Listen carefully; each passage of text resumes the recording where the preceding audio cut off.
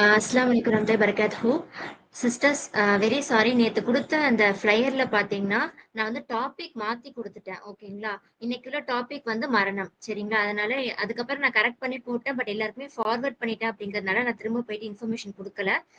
மீட்டிங்ல ஒண்ணா குடுத்துக்கலாம் அப்படின்னு சொல்லிட்டு விட்டுட்டேன். ஓகேங்களா? So sorry for that. Okay, இப்ப பயான் ஸ்டார்ட் பண்ணலாம் இன்ஷா அல்லாஹ். ஸ்டார்ட் பண்ணுங்கம்மா.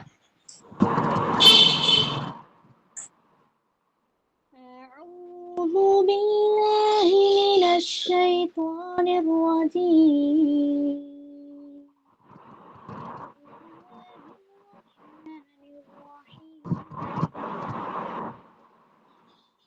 ويل لكل همزة لمزة الذي جمع مالا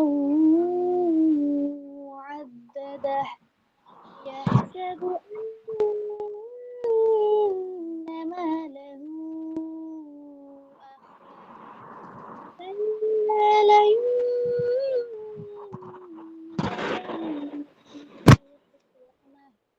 وما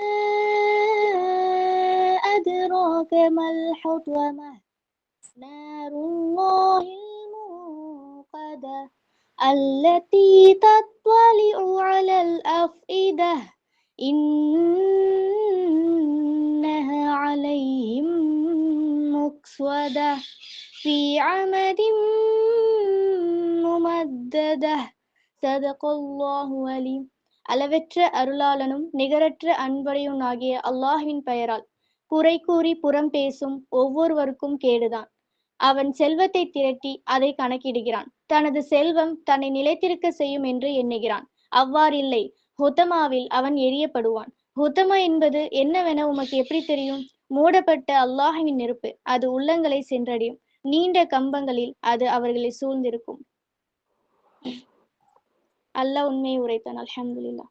أعوذ بالله من الشيطان الرجيم بسم الله الرحمن الرحيم رب اشرح لي صدري ويسر لي أمري واحلل عقدة من لساني يفقهوا قولي أما بعد. நான் எடுத்துக்கொண்ட தலைப்பு என்னவென்றால் மரணம். மரணத்தை பற்றி அதிகம் பேசப்பட வேண்டும். ஒரு மனிதனுடைய ஒரு இரவும் ஒரு பகலும் கழியவே கூடாது அவன் மரணத்தை பற்றி பேசாமல். நபி ஸல்லல்லாஹு அலைஹி வஸல்லம் அவர் கூறினார்கள், அக்ஸிரு திக்ர ஹாதிமில் லத்தாத், அடியோடு உலக ஆசைகளை தகர்க்கக்கூடிய மரணத்தை நினைவு கூறுங்கள். அவர் அல்லாவை முற்றிலும் வணங்கக்கூடியவராக இருந்தாலும் சரி, மாறு செய்யக்கூடியவராக இருந்தாலும் சரி, படித்தவராகவும் படிக்காதவராக இருந்தாலும் யாராக இருந்தாலும் சரி, இந்த மரணத்தை சந்தித்தே தீர்வார்கள். அல்லாஹ் குர்ஆன்ல சொல்றான், குல்லு நஃப்ஸின் தாயிகத்துல் மவுத், படைக்கப்பட்ட எல்லா ஆத்மாவும் மரணத்தை சந்தித்தே தீரும். குல்லுமன் அலைஹா ஃபான் வயபகா வஜ்ஹு ரப்பிக துல் ஜலாலி வல் இக்ராம். இந்த பூமியில் படைக்கப்பட்ட எல்லா படைப்புகளும் அழிந்தே தீரும், அந்த கண்ணியமிக்க ரப்பை தவிர. மறைமைக்கு முன்னால் திடீர் மரணம் அப்படின்னு ஏற்படும். யார் எப்பொழுது மரணிப்பார் என்று சொல்ல முடியாது. நல்லாதான் இருந்திருப்பாங்க, திடீர் மவுத்தாயிருப்பாங்க.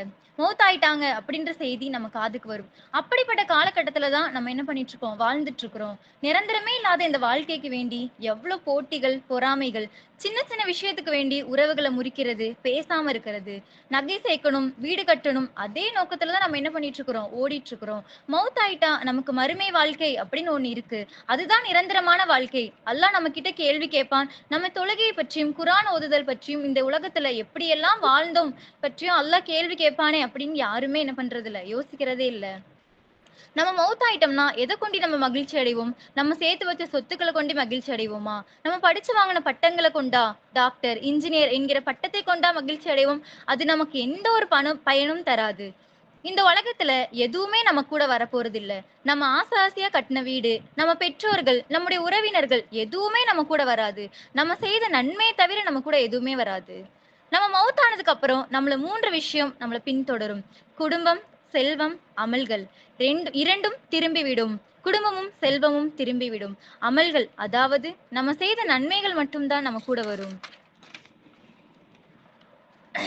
அல்லாஹ் யாருக்கு அருள் செய்கிறான்? மவுத்தாயிட்டோம் அப்படின்னா, மரண தருவாயில இருக்கிறப்ப அல்லாஹ் யாருக்கு அருள் செய்கிறானோ அவங்க வந்து மரண தருவாயில இருக்கிறப்போ லா இலாஹ இல்லல்லாஹ் என்று சொல்வார்கள். கெட்டவரா இருந்தா அவங்களோட உதடுகள் வந்து கனத்து விடும், அவங்களுக்கு வந்து பேச்சு வராது. நபி ஸல்லல்லாஹு அலைஹி வஸல்லம் அவங்க சொல்றாங்க, மன்னரை என்பது இருள் சூழ்ந்த ஒன்று, அதை விட மோசமான ஒரு இடத்தை வந்து நான் பார்த்ததே இல்ல. அங்க வந்து வெளிச்சத்திற்கு வேண்டியோ பிரகாசத்திற்காகவும் நீங்கள் வந்து அதிக அதிகமா பிரார்த்தனை செய்யுங்கள் என்று நபி ஸல்லல்லாஹு அலைஹி வஸல்லம் கூறியுள்ளார்கள். 2 மலக்குகள் வந்து வருவாங்க நம்ம மவுத் ஆயிட்டோம்னா. அவங்க வந்து நம்மள்ட்ட கேள்வி கேட்பாங்க. உன்னுடைய ரப்பு யாரு? கெட்ட அடியானா இருந்தா எனக்கு தெரியாது. லா அதிரி எனக்கு தெரியாது. உன்னுடைய மார்க்கம் என்ன? அப்படின்னு கேட்பாங்க. எனக்கு தெரியாது. உன்னுடைய தூதர் யார்? எனக்கு தெரியாது. எந்த ஒரு கேள்விக்குமே அந்த கெட்ட மவுத் வந்து பதிலே சொல்லாது. அப்ப வானத்திலிருந்து ஒரு குரல் வரும்.